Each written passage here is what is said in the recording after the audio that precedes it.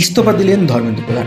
হ্যাঁ, দেশ জুড়ে ছাত্র আন্দোলন, সিজেপির লাগাতার বিক্ষোভ এবং বিরোধী দলগুলোর তীব্র রাজনৈতিক চাপের মুখে অবশেষে কেন্দ্রীয় শিক্ষামন্ত্রীর পদ থেকে ইস্তফা দিলেন ধর্মেন্দ্র প্রধান।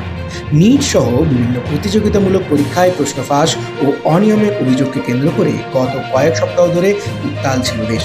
সংসদ থেকে রাজপথ সব জায়গাতেই বিরোধীদের একটাই দাবি ছিল, ধর্মেন্দ্র প্রধানকে পদত্যাগ করতে হবে। অন্যদিকে সিজেপিও দেশ জুড়ে আন্দোলন চালিয়ে এই দাবিকে আরও জোরালো করে তোলে। অবশেষে প্রধানমন্ত্রী নরেন্দ্র মোদীর কাছে তিনি নিজের পদত্যাগপত্র জমা দেন। পদত্যাগে তিনি লেখেন, আমি দায়িত্ব নিয়েছি, কখনো এই পরিস্থিতি থেকে মুখ ফিরিয়ে নিইনি। তিনি আরও বলেন, দেশের ছাত্রছাত্রীদের ভবিষ্যৎ এবং তাদের কেরিয়ারই সবচেয়ে গুরুত্বপূর্ণ। এই বিতর্ক যেন তাদের ভবিষ্যৎকে আর ক্ষতিগ্রস্ত না করে, সেই কারণেই আমি এই সিদ্ধান্ত নিয়েছি। তিনি এও দাবি করেন, এই পরিস্থিতির সুযোগ যেন কোনো দেশ বিরোধী শক্তি নিতে না পারে, সেটিও তার সিদ্ধান্তের একটি কারণ। তবে তার পদত্যাগের পরেও সবচেয়ে বড় প্রশ্ন থেকে যাচ্ছে, প্রশ্নপত্র ফাঁস কি সত্যিই বন্ধ হবে?